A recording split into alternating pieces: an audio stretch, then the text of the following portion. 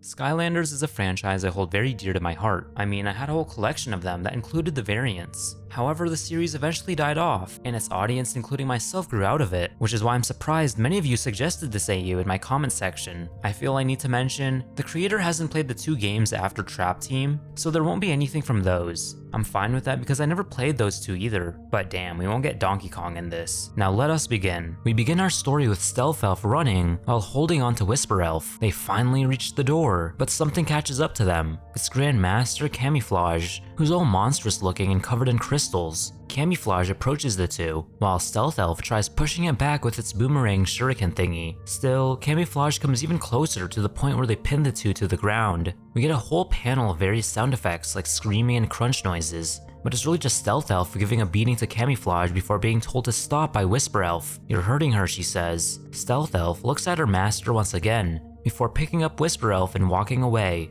Now the rest of this AU will just be cool lore bits in the perspective of Sprocket. I'll read the notes out for you, although I won't read anything like the statuses. Also, there's a bunch of grammatical errors in these, so a little warning for those. A very skilled and agile Skylander. Stealth Elf amputated her own arm near the beginning when infected. However, this was an hour after infection, when the usual point of no return begins within 10 minutes. I believe her healing factor slowed the infection down significantly. However, it did not stop it. When evacuating Base 6, Whisper Elf was playing hide and seek with her friends against protocol. When she managed to make it to the ship, where she was found to have a scratch on her leg, she claims and still claims that it wasn't from an infected, but the risk was too great. I've considered giving her a prosthetic, but that could hinder and possibly even stop her leg from growing back. And I have to admit, she won't be where she shouldn't be. Chop Chop, part of the first teams to engage the virus. It seems that despite contact and injury, the virus does not infect him. I believe this is due to him being an artificial construct, which means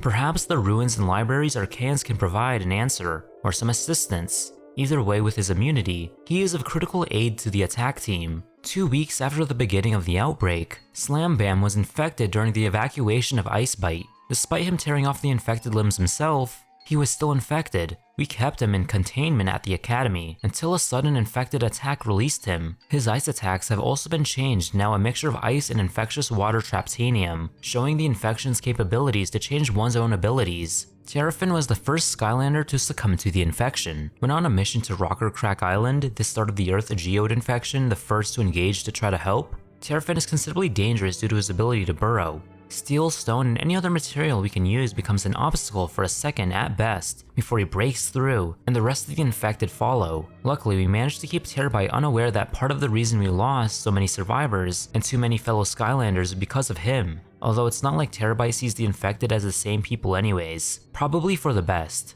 There's few, if any, more problematic people within the group than Terabyte. Multiple times he's tried to sneak onto the attack team's ship. He repeatedly refuses to listen to orders, is combative and irritable to all including his friends, and in general is problematic. But honestly, who can blame him? He's angry, he's a kid, and Terrafin isn't there. That's the main reason we let him keep those gauntlets on. It's not fair to take those away from him. Prison Break was a patient and capable Skylander, a good friend whose knowledge about crystallization would be invaluable if he was not infected. Now he's by far one of the most dangerous infected in all of Skylands. If he so much as touches an island, even one of continental size, he can infect it, turn it all into one chunk of infected traptanium. If it can take less than a minute for any island to fall to him, less than a day or any nation, I don't know how we can really stop him. At best, we can slow him down. An experienced boomerang marksman and survivalist, Dynarang's skills are vital when we move to new bases, often surrounded by drastic and inhospitable terrain, having cut off his own hand during the evacuation of Base 4, after it was infected in a scuffle with Slam Bam. Still, even with his hand replaced with a handmade obsidian shiv,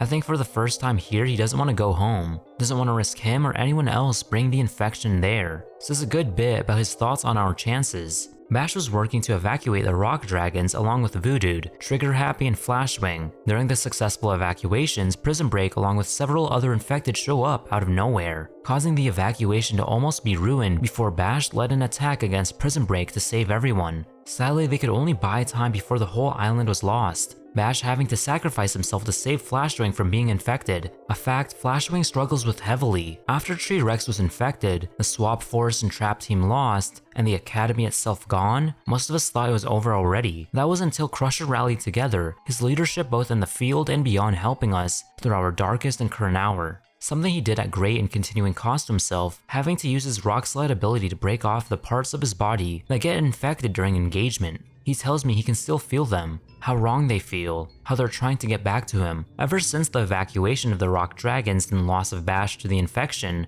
Flashwing hasn't been herself. Very depressed, apathetic to her own well-being and lost. She still does what she can to help out, but never with the same desire to shine bright that she always had. I wish her well, but don't know how to help really. She and Bash were close and he's gone now. A powerhouse of the atmosphere, Warnado is a vital part of the attack team, using his power Overwind to sweep away hordes of infected, and using his immune shell to bash down the few that still stand. This immunity has caused considerable curiosity for ways to make a cure for the infection, and he has been gracious enough to allow us to take off portions, even when there's no way to sedate him to perform experiments. However, these experiments give little of value. I believe the shell's tied to his very being, gives them their immune abilities, still we have to make use of the samples. Can't exactly glue them back on. During the first month of infection, Whirlwind tried to protect Winter from the coming air infection geode. She did manage to evacuate most of the town and herself before it was lost. But that loss did something to her. Before we knew it, she was off once more with Blades, Swarm, Scratch, and Jetvac to try to use her Rainbow Singularity to destroy the geode. Their attack failed. You can just see for a moment a black hole of rainbow colors annihilate whatever's in its path, before it moves to the next island and then the next one. A powerful member of the attack team's flying section, Sonic Boom's mental health has taken a considerable toll since the infection began. She has understandably refused to summon her children after first seeing the infected, but with that comes the toll of never seeing them and the stress of what could happen if she brought them here. Still, she is capable, strong, and kind. Still best not to send her on missions with children involved. When the air infection geode started to spread across Skylands, Lightning Rod understandably deserted us. He left to secure Skylantis, like Whirlwind who left to Winterkeep. However, despite the power of the storm giants and their believed immortality, they were still infected. The very clouds of their city were infected, their nation lost in moments. Now, Skylantis is just a floating storm of infected air traptanium, with Lightning Rod at the helm, destroying and infected all those it comes across. Before we lost the Academy and our leader T-Rex to the infection, we still weren't fully unified in action. Most of us wanted to focus on evacuation and containment, but others, particularly the ones who already lost important things and people to the infection, wanted more direct action. Swarm was one of these. His hive, his family, wiped out by the infection. T-Rex tried to keep him stable, but underestimated the severity of his determination as he and others left to their demise. As the air infection geode began to expand across the horizon of Skylands, a group of our comrades made up of Swarm, Scratch, Blades, Whirlwind, and their leader Jetvac disobeyed orders in hopes of destroying the geode. They all had their reasons, Jetvac's being the destruction of his people, Scratch lost the Cat's Eye Mountains, Blades' family at Scalos' castle, Whirlwind lost Winterkeep, and Swarm's hive too were lost. Still, despite their righteousness, they couldn't destroy it, and we have to deal with their non-victorious return. While I can understand Chop Chop's immunity due to being an arcane construct, Igniter's immunity is another matter. It is the first recorded instance of severe magical transformation, making someone immune to the infection completely. However, I sadly do not think acquiring cursed suits of armor and being burnt alive is an applicable solution. Nevertheless, Igniter forms a valuable role in the attack team, able to engage without restraint or fear of infection, the two forming key pillars in our operations. When we were evacuating Base 5, the evacuation was compromised by the infected spilling through a breach in the middle. This cut us off from several groups of civilians, who were completely compromised. Still, Eruptor and Flameslinger refused orders to focus on the non-compromised citizens. They split up, but only Flameslinger came back with some of the civilians. Eruptor now is a level 4 threat, capable of turning an island into an erupting volcano in minutes, something he was not able to do before being infected, showing the infection's capabilities to change one's being and abilities alike. Due to the nature of the infection in the infected, it is imperative for us to keep our distance whenever possible. However, this seems completely lost and or ignored when it comes to Flameslinger. Crusher and Chop Chop report of his direct action, rather than shooting at a distance, runs right into the fray, which has resulted in people being saved that otherwise wouldn't have happened. Still, luck runs out. Flameslinger doesn't seem to care though. He shoots point blank, if not just uses bow as a club and arrows as daggers. If this keeps up, he'll be infected. He'll be gone. But he's still going, even after taking a non-crystal shrapnel blast to his eyes. Infected during the evacuation of Tartown City, Sunburn tried and managed to save numerous people surrounded by infected, but he couldn't get away from one before it grabbed onto him. He is the second most, if not the most dangerous infected. If you see him, run. If he is found within 200 meters of any shuttle, the ship is to leave immediately. A Revelant of evacuation status. Do not engage, unless it is only to distract, in which he should fully commit. No one has gotten away from him. No one. The infected press and push against us constantly. Be when we try to rescue people, defend our bases, or construct new ones. We can't always be overwhelming force. Not without loss. Hothead sacrificed himself to get people out of base too, but he still got infected. The infection causes him to seemingly produce more oil, put in crystal pods on his body, ready to burst when someone goes near, consuming them in fire, cutting and infecting them in fire, and destroying our defenses he once sacrificed himself to hold. By far the most optimistic, nice, and kind to anyone in this organization. Hot Dog's attitude is something that is both appreciated, admired, confusing, and enviable. He spends all of his spare time with the minis, playing games, talking to, or in general, comforting them. Even Terabyte finds himself having to enjoy time with them. I'm tempted to talk to him about how he can be so, like this. But in truth, I know. It's just who he is, and that can't be changed or copied, just appreciated. There were very few contenders for the leader of the defense team, a role needed to ensure the safety of all we fight and work for. Gilgren is the perfect person for that. Calm under pressure, experience, and a great shot. He keeps things organized and ready because at a moment's notice, we need him and his team's strength. But there's another reason he's there. With his time in his nation's military, he knows when sacrifices need to be made, and when they can't be avoided. He can make the calls I and others can't when we need him to. I'm thankful he is in the position and I am not. The kind of dragon to always make others smile. Zap's change after the infection began is rather troubling. From what he told us, he tried to save his kingdom after he learned about what the infection could do, but he was too late, losing a leg in the process. I made a replacement for him, but he still seems to struggle with it. But honestly, I cannot physically tell if it is due to the physical or mental state. Although with his incoherent mumbling, it may be the latter. I'm just glad he has his friend Buddy with him. Last thing left of his kingdom.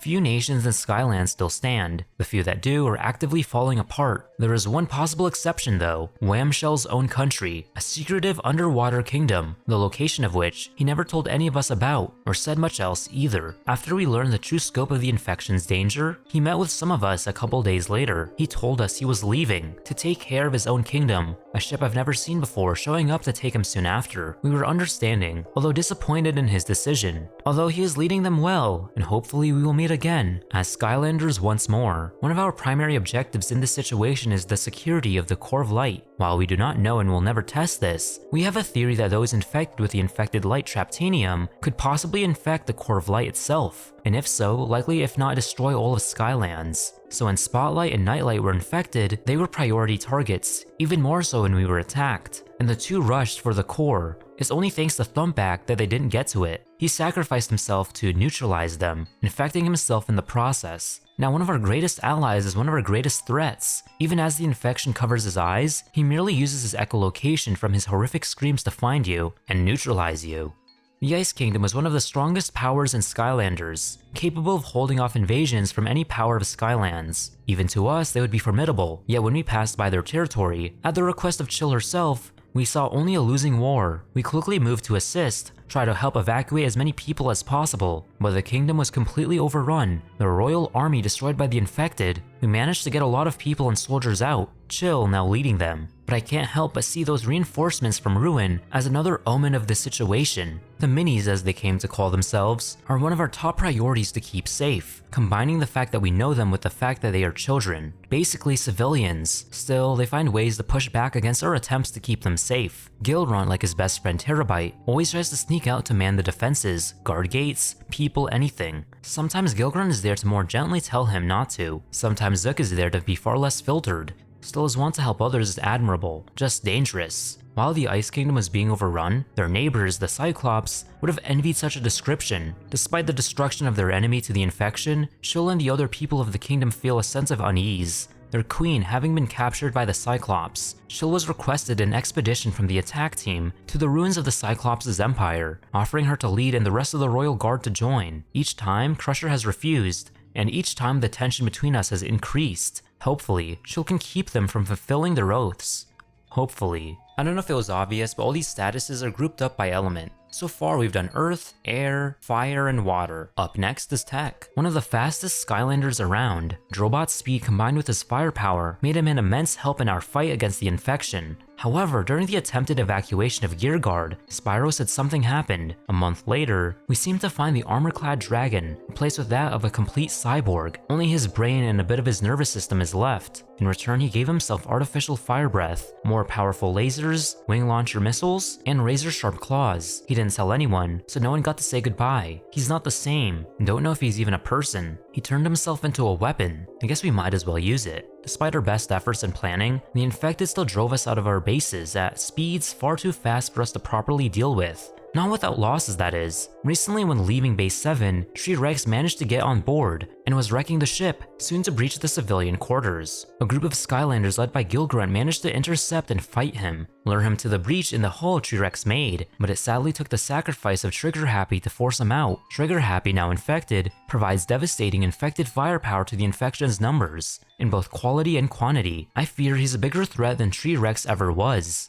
With the need for constant retreat comes the need for constant new infrastructure, defenses, and everything else for us to survive, let alone operate. Thankfully, the construction team, led and mainly made up by Drill Sergeant, is there, designing, planning, and building new bases in record time, managing to match or even exceed the rate of bases we lose. It's thanks to him, and those under his command, we have anywhere to go. And thanks to him and those under him that we're still in this fight. We still don't know the full status of Boomer's team. Camo and Stump Smash have been compromised, and likely Boomer and Double Trouble are gone too. Still, until the full confirmation, he's only missing. Hopefully we can find him. We are still getting closer to their mission site. He would be invaluable with his destructive genius, along with his general mechanical knowledge. Hopefully he isn't gone, but we'll soon find out. When it comes to pushing back the infected, firepower is imperative. No one shows that more than Bouncer. Bullets, missiles, and lasers that would destroy any other enemy barely does the job against the infected. Such firepower didn't stop Thumpback from ripping his arm off, or the other damage done to him. Thankfully, Trigger Happy provided repairs and even an upgrade to him, but still we'll have to use our firepower more and more wisely, and hope that will be enough. We've done everything we can to study and research the infection, but I failed.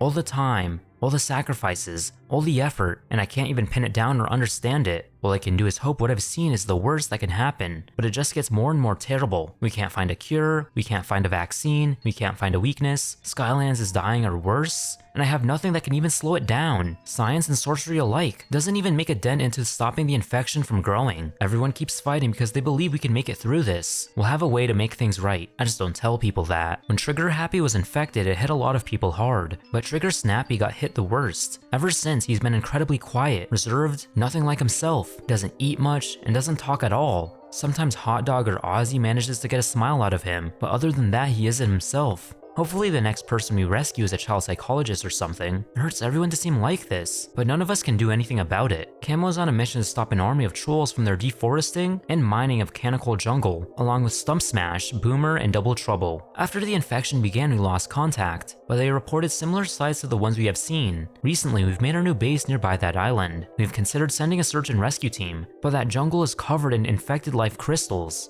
I hope he and the others are okay, but I doubt we'll see them again, or maybe I hope we won't. Many species are, or perhaps were, less able to fight the infection than others. One of the most notable were the Bazzookers, with the exception of one. Zook doesn't talk about them, hasn't mentioned them since the infection began. I think it's because he knows how compromised they are, and how they were doomed from the beginning. Still, he is an invaluable second in command for the defense team. He knows when to stay rooted and when to move. Perfect for the defense in depth and retreat tactics we have to use. Combined with his foliage barriers and pure firepower, he can hold off entire groups of infected alone. Sent with Camo, Boomer, and Double Trouble to engage an army of lumberjack trolls right as the infection started, we were unable to find a way to communicate to them, to figure out if they were okay. Until recently, we got a signal, like a distress one. It had audio and video feed, and when we tuned in, we saw Stump Smash and a group of trolls trying to beat back the infected surrounding them. We were too far away to help, and even if we weren't, they didn't hold out for long. Stump Smash was the last to fall, surrounded and exhausted by a horde of infected trolls. He put up a good fight before Camo got to him, and they tore him apart until he rose up just like the rest of them. When we first got some basis for what the infection was, we immediately moved to begin evacuating and containing, or at least trying to. However, our efforts proved to be at best in vain. When we were trying to save another island, there was a child who was left behind, and in an act of heroic valor, Tree Rex rushed back to save them, refusing our attempts to help him as he moved in, even after infection and injury, until he returned with the child safely and refused to go on the evacuation ship. He and Crusher spoke one last time. About what? I don't know, but whatever it is, it's stuck with Crusher. The defense team's job is to be patient and calm as they slow down the infected before evacuating. But even amongst them were the more hot-headed ones. Shroombu most of all. He's always eager and courageous, but I fear the stress of the outbreak is getting to him. Zook keeps an eye on him as much as he can, but he tells me Shroom is outright saying we should seek engagement with the infected, likely because he's tired of having to evacuate his fungal family each time we get attacked, each time risking their loss. Hopefully Zook can keep him in check, cause if not, well, we just wouldn't know how to break it to his friends. Many people who have lost others have felt considerably worse distress from the infection, and our weak ability to fight back, let alone without losses. None show this more than Voodoo. It's not a surprise, he lost his whole tribe once, although he never talks about the legend of the event alone tells enough.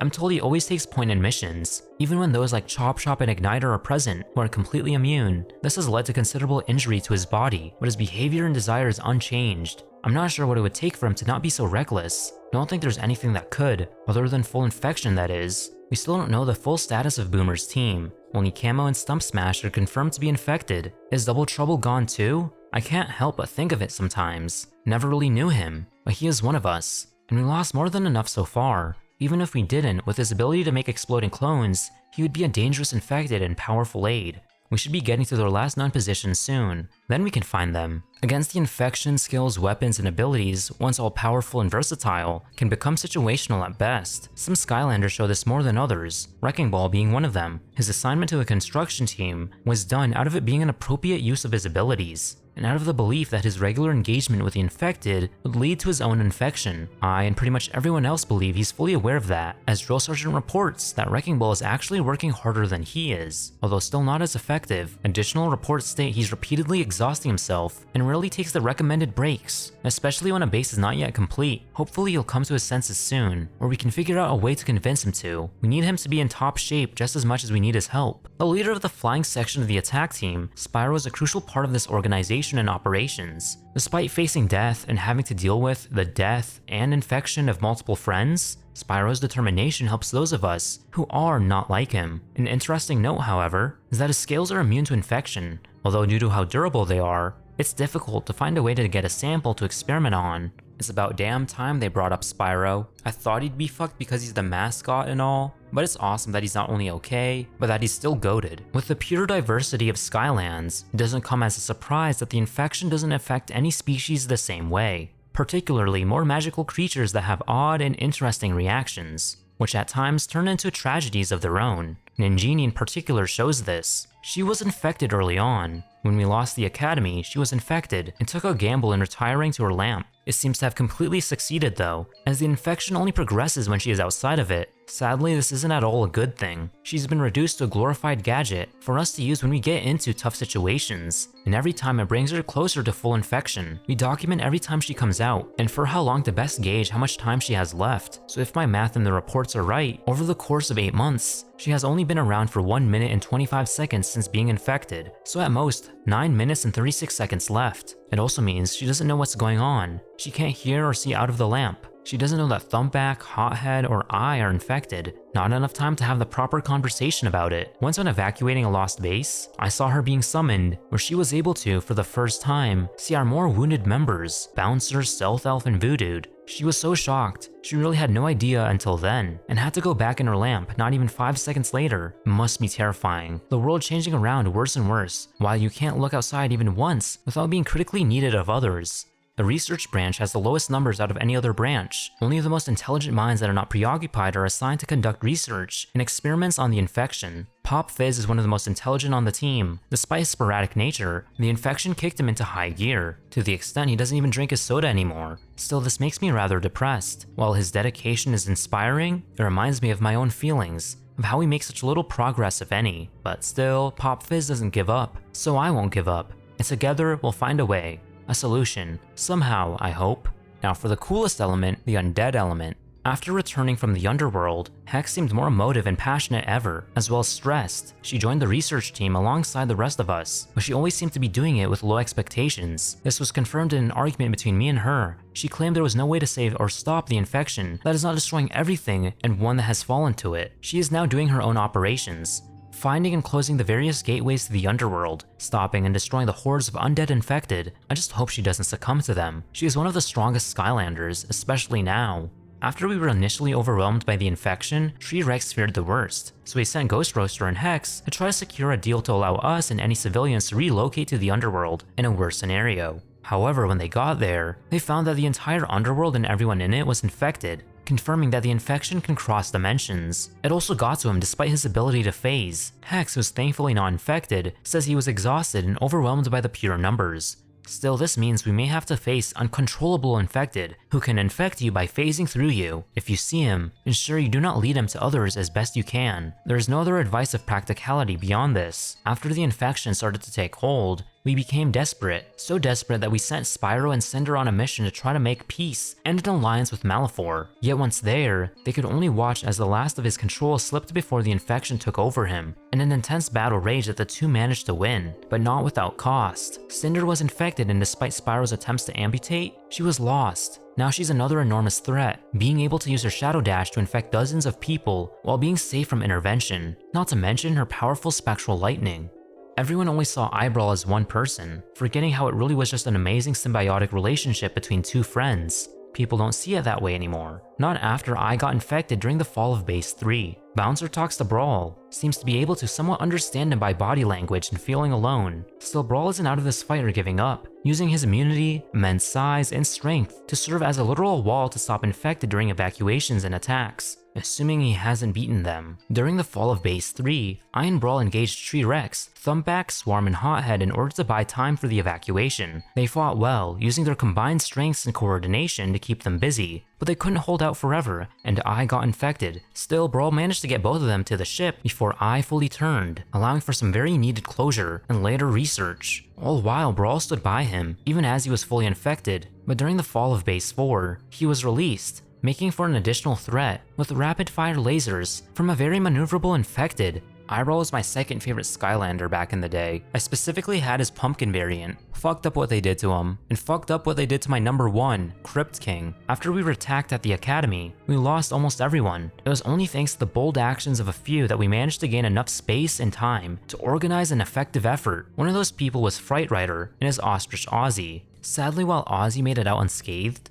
Fright Rider didn't. We sadly didn't have another secure cell on the ship for an infected, something I think Ozzy really holds against me. Rarely have I ever felt judgment from an animal, but Ozzy seems more than capable of the unusual. Ever since we lost the academy and Fright Rider along with it, he's always been aggressive and territorial when I'm around. Luckily, his feelings didn't translate to other people. He actually serves as a crucial source of moral for the little ones, especially Whisper Elf, Breeze, and Bop. It's not just the Skylanders that are affected, but the NPC characters as well. Starting with Joe Swanson, Flynn. Despite our own powers, us Skylanders often find ourselves relying on outside support personnel. And now is no different. After all, when you have the largest ship in all of Skylands transporting the Core of Light itself, you need the best pilot in all of Skylands. Although Finn doesn't seem like he wants to be too boastful right now. No one really is anymore. I'd be grateful for his silence if the reason wasn't so horrible. Skylands is full of things that are imperative to its survival and very existence, and amongst the most crucial are the ancient elementals. If they get infected, then we could risk a complete infection of all of Skylands. The Swap Force was in the area and attempted to stop the infection when it attacked, but soon it became clear they could only hold them off, so they needed help from Woodboro, who thankfully organized the evacuation of the Ancients while the Swap Force held them off as long as they could. Still, there wasn't enough time, and it took more sacrifices.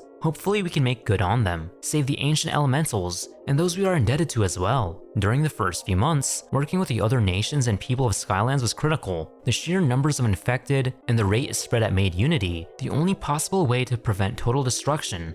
Callie was instrumental to that, doing what she could to organize the armies and efforts of Skylands. But then the infection attacked the United headquarters, and we were too late. Now Skylands relies on us. Just us. I hope its hopes aren't misplaced. After our first real contact with the infection, Eon may be gone, but his wisdom, and the wisdom of other portal masters, were still in our grasp in the great library of the Academy. As the librarian, Hugo is more than eager, and the most capable of finding any information on the infected. We searched for days, but didn't find a thing, any note, any reference, any prophecy, anything. Before we could start rereading these things to make sure the infected attacked, there were so many people that despite our combined strength, we could not remain there. The last anyone saw of Hugo was him running back to the library. I'm afraid we'll see him soon, and not the same. Originally, we believed Chaos himself was the cause of the infection.